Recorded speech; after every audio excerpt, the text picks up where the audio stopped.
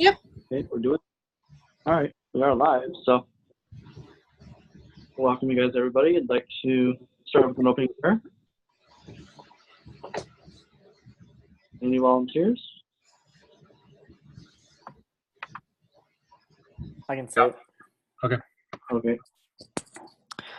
Father in heaven, we're grateful for this day, and we're grateful for the opportunity we have to meet together as a group and for the technology that allows us to do this. We pray that as we discuss the topic tonight, that we might be able to edify and help each other learn and grow as we continue our education. We pray for all of us and our families that we may be successful in all that we pursue, and we pray that we may have a good rest of this night. And we love you in the name of Jesus Christ. Amen. Amen. Hey, sorry about my dog. I don't know if she disrupted that at all. No, you're fine. I have a 4-year-old. There's not much that distracts me. Excellent. So now, Chris, you're taking notes today? Yeah, so I'm taking notes and turning in the assignment. It didn't look like it was that big today. It looked like there was 2 questions that we needed to answer. So as we discuss it, I'll kind of take some notes, and then I'll go over these 2 questions afterwards and see if you guys are good with those. Awesome. Okay. All right. We'll probably jump right into this. And looking at the part that says, as a group, we're supposed to summarize the situation for Quincy Apparel. Describe the 2 questions the founders are debating. What is at stake with this decision? Okay. So we can start out by saying, who was right, Wallace or Nelson? What do you guys think? I felt Nelson was right. Sorry to jump in there, but I just think for a startup, they had way too many SKUs and too many variations of their products. I think they should have dumbed it down and did some basic ones first. Yeah, I completely agree. Nelson, I think her idea of scaling back, I know we'll get into it in the boardroom, but I think that's the only way that they'll be able to make it with an investor is if they scale things back. So I like Nelson's approach a lot more than Wallace. Yeah, I think they needed to scale back also on the segments that they were trying to reach. I think they were trying to reach too many different people, and they needed to really just look through when you looked at the exhibits at the end, which ones were profitable, and choose those 2 segments and really focus on them. Maybe in the future, once the business is going and they can think, then they can branch out and look for other people. But go after the people that will make you your money. So I actually I agree, but kind of disagree. I just felt like that the sizing that they had was definitely good because that's what set them apart from everybody, but they had way too many products in their line. I don't think they needed as many different material options and different styles and all the things that they had. They definitely needed to kind of go back to the basics. Like I think at the beginning when they first started doing their trunk shows or whatever, they only offered a suit or 2 in black, and that's they got requests for other stuff, but I think to go back to that but at the same time keep their sizing, that was kind of my approach. Yeah, no, exactly. I think their concept of the fit thing is unique and works. They just have way too much stuff. They can't keep up with the inventory. That's what's killing them. Well, and that women's trends change in clothing, meaning the style and the color. And this fall we wear orange, and next fall we wear black, and the next fall we wear brown. So, like you said, if you go back down. Can you stop that? No, it's not me. I promise, it's not me. I'm the least fashionable you're ever going to meet. But if they went back to the basics and offered a basic black and a basic gray and a basic brown or whatever, maybe a red just for those that need, blue. And didn't worry as much about the flowery fabrics and the current most popular color, then maybe they could because the sizing's a fantastic idea. I mean, I fit within needing sizing here, there, and everywhere, and you just can't find it. So one of my problems is I think they kind of overpromised and underdelivered though, because they say perfect sizing, right? Like they fit to everybody and they have all these different options. But it's just not those measurements that they need to take into account. They mentioned at one point that one of the 2 partners kind of was the model for one of the outfits, but her wrists were a lot smaller than a lot of people, so the models couldn't even get their hands in. Right. Kind of goes back to like our original first case on the runway, you know, dress to impress, or, you know, what I kind of see it as. So looks like we got about, you know, mixed about 50-50 here. So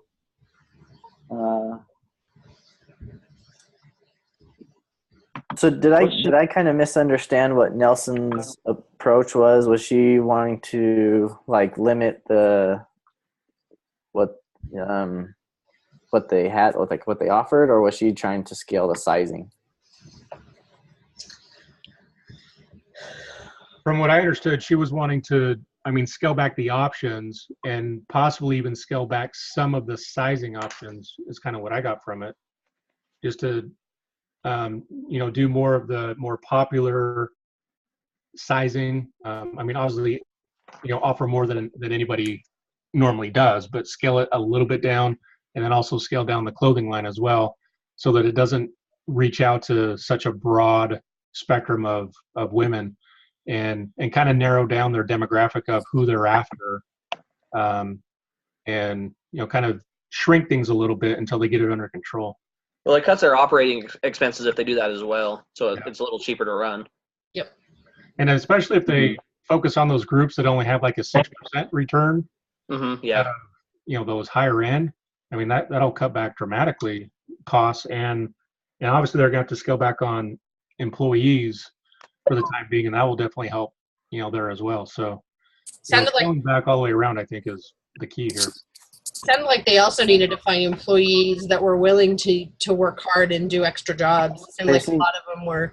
They need to fire everybody and start fresh. That's kind of what I thought. I thought you've picked the wrong people for on the wrong bus, and get them off and start again. For them to not have people who were willing to reach out in this new venture and help with other tasks and really dig into it. It's like, okay, there are people out there that are willing to do that, so they just need to look harder. Yeah, as soon as you start getting people saying that, that's not part of my job duties, when it may require, sweeping the floor. For me, in the line of work I've been in and what I've done, that just doesn't fly with me. Yeah. Everybody picks up a broom, for where I'm from. So yeah, if you're not willing to do that, then you got to go. Yep. Just like it says, right here, why should the current investors make this loan? The loan is going to make or break. It's going to happen, or it's, you either go both ways. So.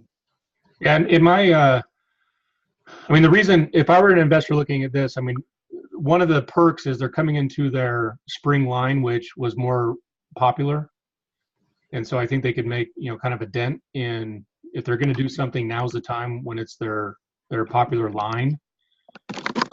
Looking at that definitely weighs in on a positive note. And then just looking at more of the plan of, getting rid of employees, scaling back their inventory, all that kind of stuff, and looking at kind of the new business plan that they're after. Because they are getting clients and they are making money. They are growing. So in that regard, they're showing a growing company. And so I think for the investors making the loan, I think they should do it based on their new business plan. And if they can structure it and do what Nelson's saying, I think they can pull out and make it work. That kind of ties in. Should the investors find the founders? Yes, they probably should.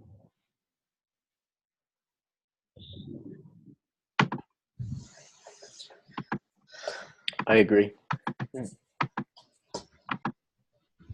Yeah, they need to. They'll need to raise the money, or they won't have the capital to continue their business at all. So it's either go or be done. They'll have to lay everybody off and pay back what they can and be done. So they've either got to figure out how to move forward and with a good business plan, whether that's cutting back, focusing their segment, or say goodbye. And again, we've talked. I'm not much of a risk taker, not much of a business woman. So I would totally just be like, I'm done.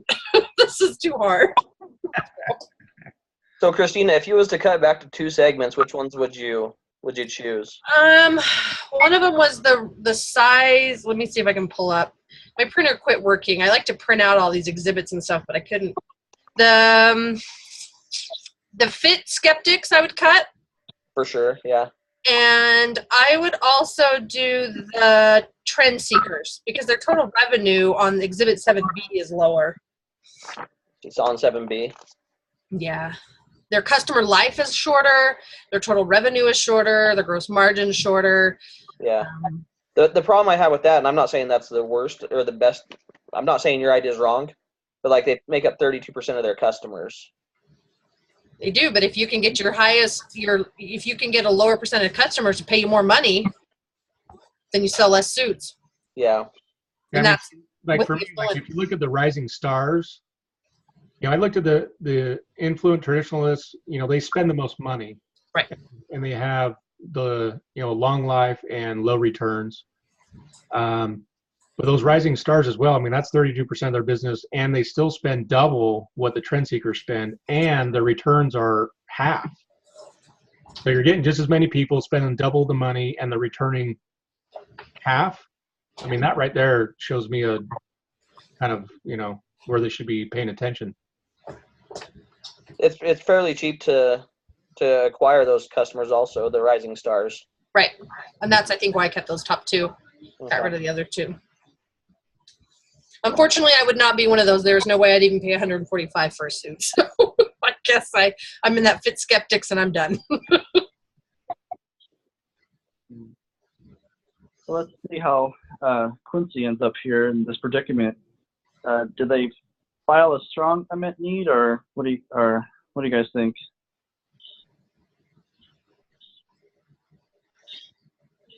I think the needs were met. So based on what their predicaments and they good. Yeah, I think they filled an unmet need, but I think that they overserved it, to be honest. I think that they went a little overboard than what they needed to. Before they, it's kind of like milk before meat. Before they even had the ability to grow and expound, they should have. They had, their business model was to fulfill the need, and they did with the sizing. And then they went too far past that with offering too many product offerings. Agreed. Yeah, I think the need is way there. It's still underserved, even how many years later this is. Without going real expensive, you can't get the different options and the different sizes all the way across. It doesn't matter what store you walk into, nothing's going to fit the same way as it did in the other store. That's, it's not like my husband that can go in and he can look for his 40, 38 length pants and we can walk out. I have to try on every pair everywhere we go. So it does for sure fill a need. Yeah. Just open Agree it. with those things. Looks like we touched a little bit on the runway, and we touched a little bit on the Exhibit 6. So were the founders a good fit? The problem that I had with the founders is that they didn't have like any duties. They kind of shared the decision making. I think they would have been better off if they would have like just stayed in their own. The one stayed in the operating, and the other one stay in the other department, and kind of made their own decisions and didn't have to clear it with each other. I think that kind of causes some problems. Yeah, you only can have one CEO. Yeah. Any company that tries to have the two and mingle them, is going to hurt. You got to identify your roles, and obviously, the one saying they're the CEO is the leader of the company, and that's why you got to decide who it is. But it doesn't necessarily devalue your co-ownership. Yeah.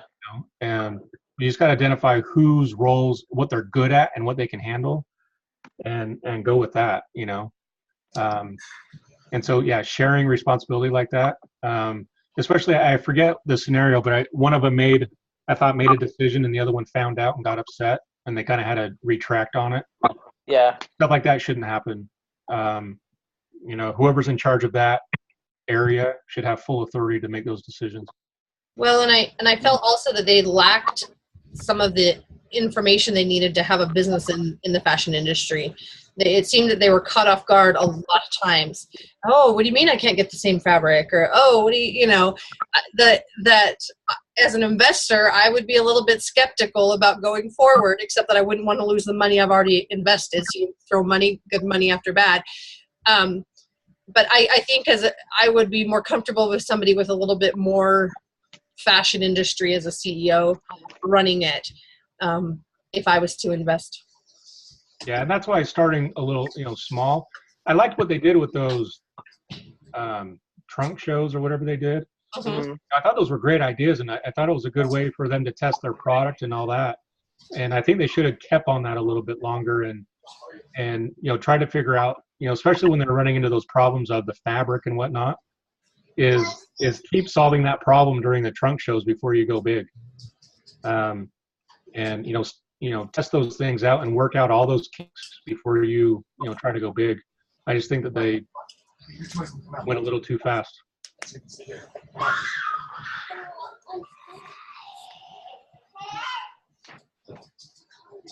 So I think we're bottom part. If he has much more cash, could you find Quincy? More cash doesn't really mean a lot. More cash means better stuff, but I still think they wouldn't find Quincy.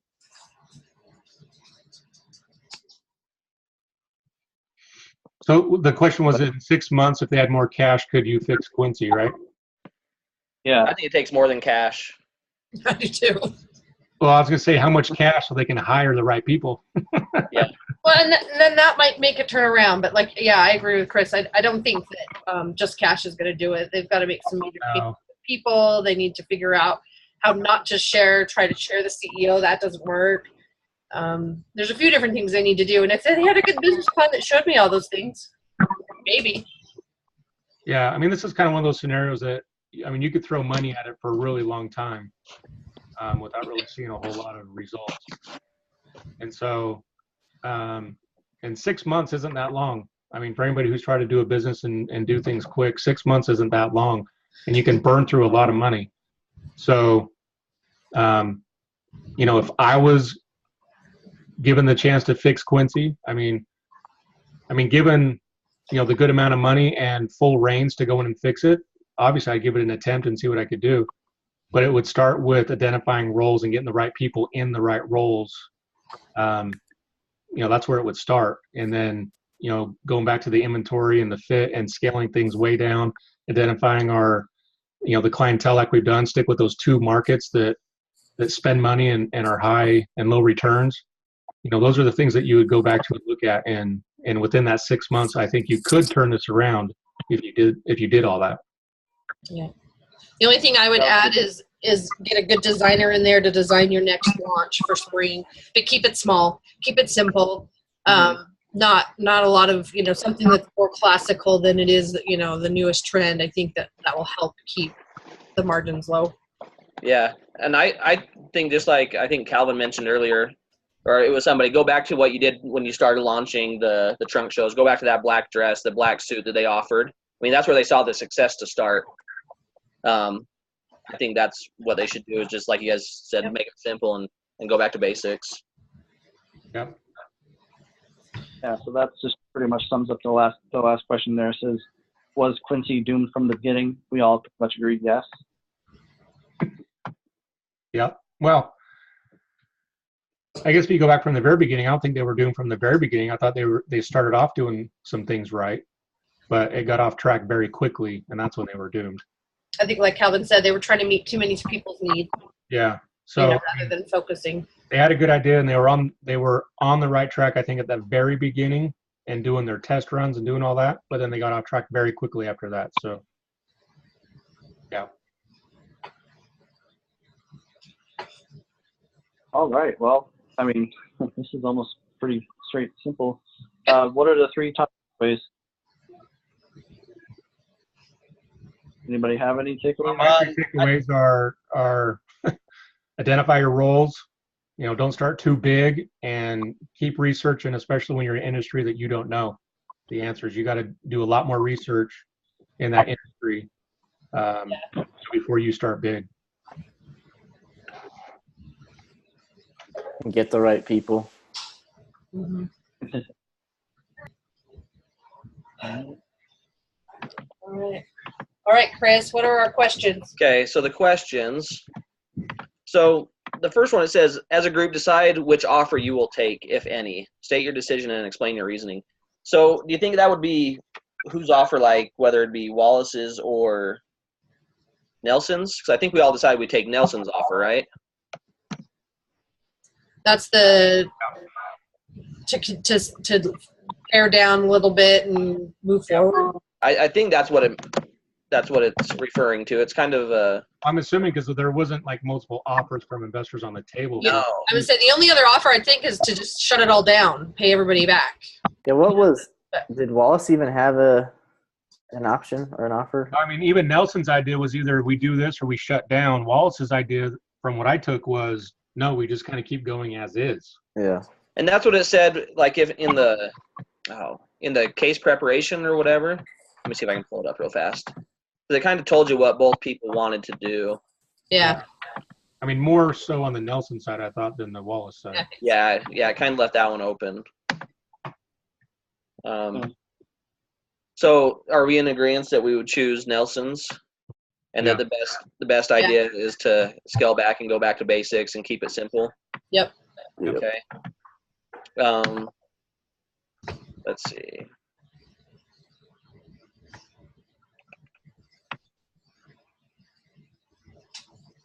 I think the second question we pretty much answered. Said, what do you believe caused the failure of Quincy Apparel? What should the founder of Quincy Apparel have done differently that might have led to success? And then it says, hint, apply the principles of business model analysis to help you explain which parts of the business model needed to change, and apply hypothesis-driven entrepreneurship to develop a list of recommended actions that could have reversed the company's fortunes. And when I looked up the business model, the biggest thing, the two that I picked out was segments. Really identifying the segment that they needed, down to 2 rather than 4. They needed to focus on those ones. I think the other one was the personnel. They need to evaluate which employees are an asset to the company, and it doesn't sound like there's many, and which ones are just causing more problems. And I had kind of referenced Jim Collins' book, Good to Great, that the art of getting the right people with the right skills in the right positions can really make your business do great with a few people rather than trying to jump over the top. And it starts with them.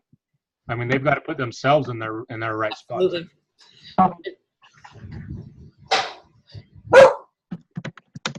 Okay.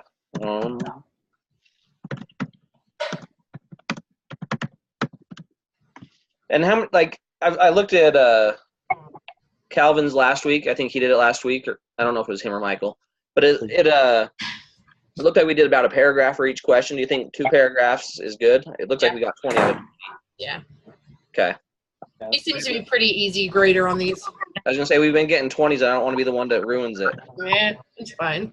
A lot of pressure. I told you it's my last semester. I could care less at this point. Mine too. So. I told my brother, I said, I'm more worried about learning the material and kind of grasping the concepts than what my final grade is. I don't know if that's a good way to look at it or not, but It is. It is. Worried about the And it's 53 days to graduation, by the way. 53. Counting. Counting. mine will be December. So Oh, Mine's still like 900 days, so it's all right. You'll get there. I promise, Jared. I did this. This is my 4th year. I started in Pathways, and I've done 2 to 3 classes a semester every semester, and I finally reached the end after 4 years. that's about what I've done. I'm glad to meet people who are getting to the end. I still feel like there's no end.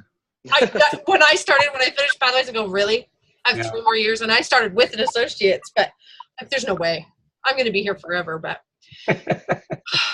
there's a light. There's a light at the end of this tunnel. Good. Well, I hope it turns on one of these days. for sure. Oh yeah. Not a train. Ugh. Not a train.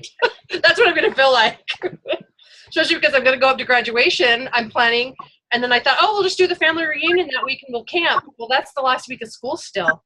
So hopefully everything opens and I can finish everything before I come up. Otherwise, I'm going to be sitting around the campfire trying to do The last week's usually not too bad. I'm hoping I can do it the week before, but Yeah. we'll have to see. All right. Oh. You have enough, Chris? Yeah, I'm good. If I have any questions, I'll email you guys or Okay. Do it on the Google Hangouts since Awesome. that's where people are responding. But I should be able to get it. Awesome. Cool. Okay. All right, Awesome, then. guys. We will see you next week, hopefully. I'm going up camping, and I'm hoping that my Wi-Fi thing on my laptop will work. But if I don't show up, that's where I'm at. I'm off camping. So, all right, guys. Good night. All right. Okay, We'll good see you Good guys. night. Bye. Yeah. All right. So, Michael, you'll stop the recording and submit this. I'm good. Yep.